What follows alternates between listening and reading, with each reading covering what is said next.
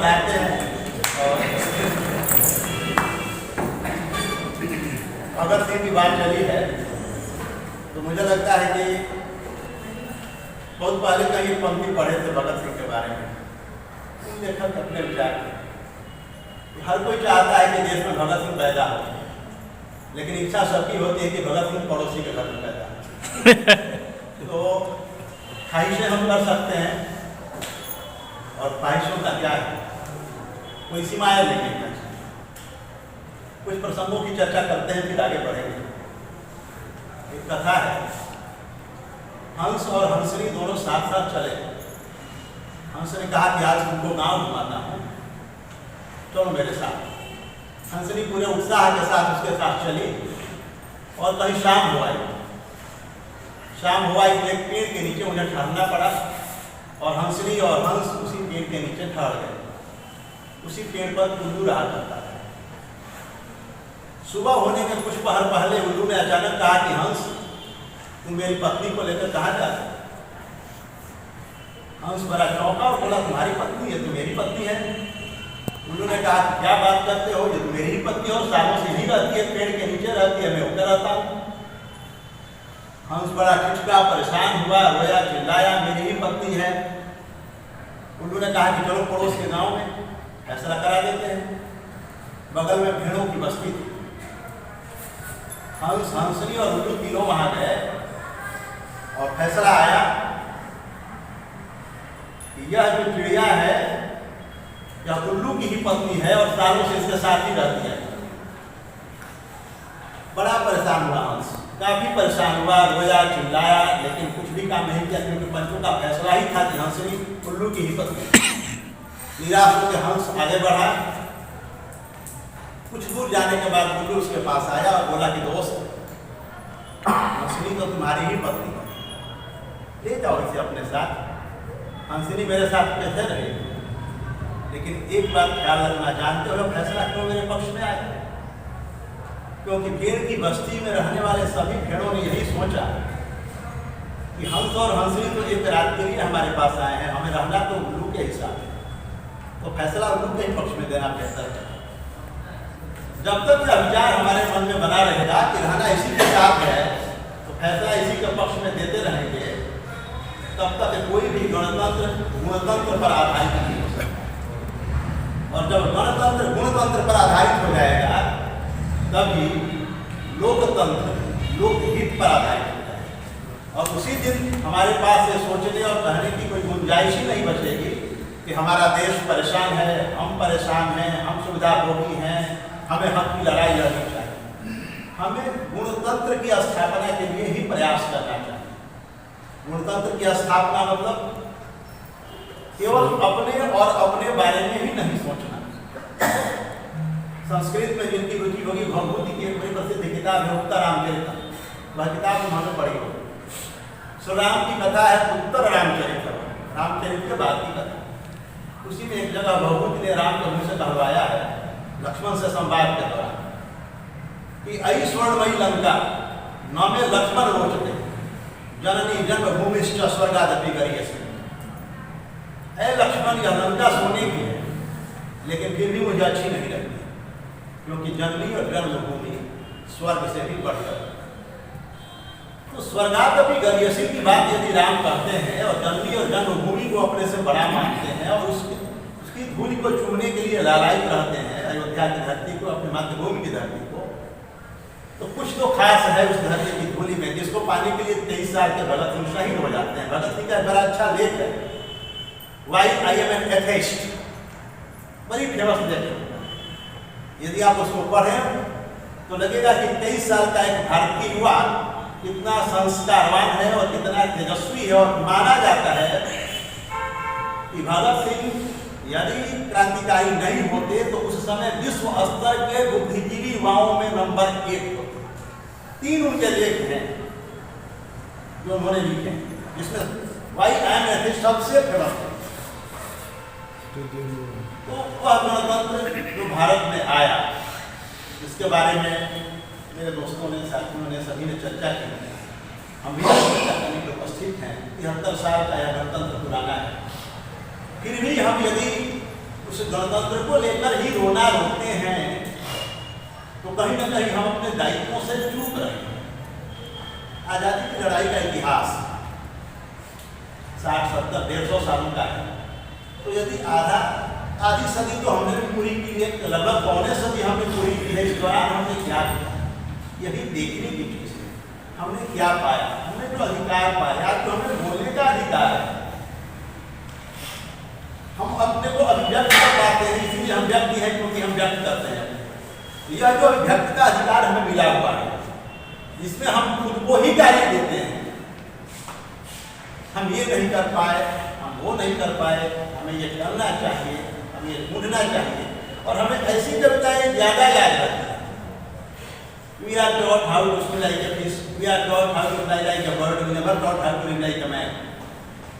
इस तरह की बातें हम याद ही क्यों रखते हैं? हमें इंसान बनाना है तो हम ये देखें कि हमें इंसानियत कितनी शेष है। हमारे पूरे व्यक्तित्व में इंसानियत की मात्रा है। पूरे दिन में एक भी दिन यदि हम खोज कर निकाल दें, जिस दिन हमने झूठ नहीं बोला, एक भी दिन वजह। और कमाल की बात यह है कि रात के 9:30 बजे बेड पर जाने के बाद यदि हम वजह ही तलाश करें, क्या हमने 11 झूठ बोले और इसकी वजहें क्या थी, तो पता चलेगा कि वजहें बहुत छोटी छोटी थी, बहुत छोटी छोटी वजहें थी और बिना झूठ बोले भी काम चल सकता है। लेकिन हमने झूठ को अपने व्यक्तित्व का हिस्सा बना दिया। हम उसके ही साथ आगे बढ़ना चाहते हैं। हम गौण में जीते हैं, हम गुण में जीते ही नहीं। मूल वजह ही है। हम गुण पर आधारित यदि ज्ञान बांटना शुरू करते हैं, हम ईमानदार हो जाए। हम शिक्षक हैं तो सीमित दायरे में हम ये सोचें कि क्या हम अपने बच्चों के साथ वर्ग में जाने के बाद न्याय कर पाते हैं? क्या 45 मिनट में हम 25 मिनट भी उनको वास्तविक शिक्षा दे पाते हैं? क्या हम अपने सिलेबस को जो हमें मिला हुआ है समय पर पूरा कर पाते हैं? 50 बच्चों के बीच में सभी बच्चों के साथ क्या हम समान व्यवहार प्रेम पूर्वक कर पाते हैं? क्या हम बच्चों के साथ बिना झुंझलाए बात करने की स्थिति में होते हैं? यदि हम इन सारे दायित्वों पर खड़े नहीं उतरते हैं और एक निश्चित समय के बाद हम अपने कक्षा में झुंझला जाते हैं, बौखला जाते हैं, तो मूल्यांकन तो हमारा ही होना चाहिए। बच्चों के मूल्यांकन की कोई गुंजाइश ही नहीं बचती है तब तक जब तक हम अपना मूल्यांकन नहीं कर लेते हैं। अफसोस ये है कि हम सर्टिफिकेट बांटते हैं बच्चों के क्लास में जाकर, ये बदमाश है, ये पढ़ने वाला नहीं है, ये कभी नहीं पढ़ेगा, ये बर्बाद हो जाएगा और ये दिन ही पढ़ेंगे। यह सर्टिफिकेट जो हमने बांटना शुरू कर दिया है, हमारा पतन उसी दिन से शुरू हो गया। और हमारा सर्टिफिकेट जब कोई बांटता है तो अंदर से इतनी बेचैनी आती है, लगता है कि इस आदमी के साथ क्या करते हैं। और जब तक सर्टिफिकेट का खेल चलेगा तब तक गुणों का विकास कैसे होगा? गुणों के लिए तो कोई होता ही नहीं, किसी प्रमाण की जरूरत ही नहीं होती। सबरी के लिए राम ने कौन सा सर्टिफिकेट दिया? सबरी को किसी ज्ञान की जरूरत नहीं थी, लेकिन वह भक्ति की पराकाष्ठा थी, वह प्रेम की पराकाष्ठा थी। तो गुणों के लिए किसी अलग से ज्ञान की आवश्यकता नहीं है। कि आजकल जो हम लेते हैं वो तो सूचनाएं हैं। बड़े महापुरुष हुए इस बिहार के, बड़े शिक्षाविद हुए, बड़ी संस्थाएं हुई और उन्होंने एक स्लोगन चलाया, अपना हम ज्ञान नहीं सूचना बांट। हम लोग भी तो सूचना ही बांट रहे हैं। एक किताब उठाते हैं, किताब में लिखी हुई सूचनाओं को बच्चों के बीच में प्रसारित कर देते हैं। हम कभी अपने अनुभव भी बच्चों के बीच बांटें और उनसे उम्मीद करें कि उन अनुभवों का भी लाभ लें और कभी बच्चों के अनुभव को भी सुने, उससे भी हमें लाभ मिले। बच्चे भी हमारे दोस्त हो सकते हैं एक सीमित दायरे में। पर क्या होता है, हम टेबल के इस पार होते हैं, बच्चा टेबल के उस पार होता है।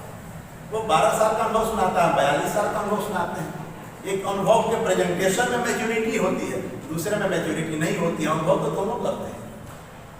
उस अनुभव को सुनने और पड़ताल करने की यह संकल्प करने की जरूरत है कि हम इस गणतंत्र को गुणतंत्र में ही बदल डालेंगे, वरना हम गाते रहेंगे, महाप्रलय की प्रतिध्वनियों में जो भी जनता सोती है, यह 26 जनवरी आज उनको दे रही चुनौती है। नहीं जगे तो नहीं जगे घर खून हवन करने वाले, नहीं जगे तो नहीं जगे किस्मत पर सोने वाले, जिन बेशर्मों पर शर्मिंदा शर्म स्वयं ही होती है। यह 26 जनवरी आज उनको दे रही चुनौती।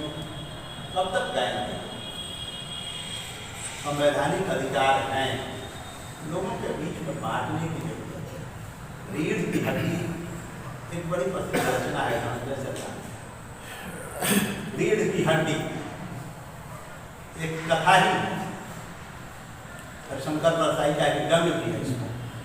हमारी रीढ़ की हड्डी ही है, हम खड़े ही नहीं होते। जब हम खड़े नहीं हो सकते तो हम बोल कैसे सकते? हमारे जुबान पर ताला नहीं है, हम खूब बोलते हैं, लेकिन हम कितना सार्थक बोलते हैं यह ज्यादा महत्वपूर्ण है। पूरे दिन के 200 पंक्तियों में 5 पंक्तियां यदि हमने गायब कही है कि वही बात में भी गा दिया है, ये सोचने की जरूरत है। सर से बात हो रही, सर जो बड़ा अच्छे दोस्त हैं और मेरे दोस्त हैं, कविता लिखते हैं, परसों तरसों की बात है। तो सर जो बहुत अच्छे दोस्त हैं, एक दिन बैठे हुए कविता लिखने के लिए और 106 या 108 कविताएं लिख डाली उन्होंने। और तब सर ने बड़ा अच्छा किस्सा सुनाया कि गए थे एक सेमिनार में हरियाणा, तो वहाँ सर्टिफिकेट लूट मचा था, सर्टिफिकेट बन रहा था। भाई मैं सर्टिफिकेट की बात कर रहा था, इन लोगों ने आर्टिकल लिखा है और सर्टिफिकेट कलेक्ट करें। तो सर के एक और दोस्त वे गए थे सर्टिफिकेट लेने, तो सर्टिफिकेट 4-5 हाथ में लिए थे, 4-5 और ढूंढ रहे थे। तो गुरु घासीदास यूनिवर्सिटी के डीसी को रोके और बोले कि आप सर्टिफिकेट क्यों तलाश रहे हैं, आपके हाथ में तो है। बोले नहीं सर, 3-4 वर्ष के। बोले कि आप कितने आर्टिकल लिखें? तो सर आर्टिकल लिखने में तो 40-45 मिनट लग जाता है। तो आर्टिकल लिख दिया है, उनको किनारे खड़ा किया, सबको अटेंशन मिल गया और बड़ा इनसे मिलिए। इसी से कुछ महीनों में मैं रिटायर करने आया हूँ और मुझे एक आर्टिकल लिखने में 2.5 से 3 महीने लग जाते हैं। ये श्रीमान को 45 मिनट में आर्टिकल लिखकर पूरा हो जाता है। तो वो आर्टिकल जो 45 मिनट में पूरा होता है, आप कल्पना करें कि उसमें गहराई कितनी होती होगी। मुक्तिबोध को एक कविता लिखने में 36 साल लग गए, लियोनार्डो दा विंची को एक पेंटिंग बनाने में उतने साल लगे, मोनालिसा को बनाने में, और हम 40 मिनट में ज्ञान बांट करके अपने को पूरा महत्वपूर्ण और संतुष्ट समझ लेते हैं। कितना बड़ा फर्क है। हम समय हमारे पास समय ही नहीं है। जानते हैं, यहाँ मौजूद हमारे 80% दोस्तों के पास इन बातों को सुनने और इनकी चर्चा करने का भी समय नहीं है। सब उठता है, ये गणतंत्र की बात क्यों कर रहे हैं? आज गणतंत्र दिवस की छुट्टी होती, कितना मजा आता, घर पर रहते, टेलीविजन देखते, कुछ काम की बात कर लेते। तो यदि हम शिक्षक होकर के अपने गणतंत्र की चर्चा नहीं कर सकते, तो फिर बाकी लोगों को यह हमारे कहने का कोई अधिकार भी नहीं कि गणतंत्र दिवस पर झंडा बनाओ और देश के बारे में सोचो। हमें तो सोचने का दायित्व मिला है, तो हमको पास समय ही नहीं है। तो जिनको दायित्व नहीं मिला, हम सम्मिलित क्यों करें? हम एक दिन गणतंत्र और एक दिन स्वतंत्रता दिवस को देश के नाम पर सोचने के लिए नहीं दे सकते। तो हम तो ये कह ही सकते हैं कि अरे पेट पापी, अगर तू न होता तो मैं बड़े मजे से सोता। और कायदे से हम पेट के बारे में भी नहीं सोचता। यदि पेट के बारे में सोचते धनंजय साहब, तो पेट पर महाकाव्य लिख दिए होते। तो पेट के बारे में भी नहीं सोचते, हम सोचते हैं प्रपंच के बारे में और पूरा दिन उसी प्रपंच में निकाल देते हैं। और नतीजा क्या होता है? Jack of all master of none की स्थिति हमारी हो जाती है। किसी पर महत्वपूर्ण और तार्किक तथ्य हम रख ही नहीं पाते। आप सबसे से आग्रह करूंगा, किसी के साथ नहीं, बस अपने आप के साथ ईमानदार हो जाए। केवल और केवल अपने साथ आप ईमानदारी से पेश आए। आप देखिए, समाज आपके साथ ईमानदार हो जाए। आप दूसरों के साथ यदि आपके मन में थोड़ी सी भी कपट की भावना होगी, तो तय मानिए कपट को दूसरों के भी मन में है, वह भी प्रकट होगा। तो अपने आप ईमानदार हुई अपने सारे कर्मों में, सुबह से उठने से लेकर के और सामने वाले से बात करने तक, मनसा वाचा कर्मणा एक हो जाए। जो मन में सोचते हैं वही वाणी में लाइए, और जो वाणी में लाते हैं वही काम में लाइए। देखिए समाज आपको कितना सुंदर दिखता है। और यदि इन तीनों में फर्क है, तो तय मानिए समाज आपको कभी और कतई सुंदर दिखाई हर आदमी में आपको दोष ही दोष दिखाई देगा। तथागत के साथ बैठे हुए आनंद ने पूछा कि बुद्ध बताइए, चंद्रमा में कलंक क्यों और चिराग के तले अंधेरा क्यों? और तथागत ने कहा कि तुम्हें दोनों चीजों में कलंक और अंधेरा ही दिखाई देता है, तुम्हें चिराग की रोशनी दिखाई नहीं देती और चंद्रमा की सुंदरता तुम्हें दिखाई नहीं देती। हमारे नजर का नजरिया बदलो, समाज बदल सकता है। नजरिया बदलने का तरीका यह है कि हमेशा बंद घड़ी को देखिए, 24 घंटे में 2 बार सही समय देखिए।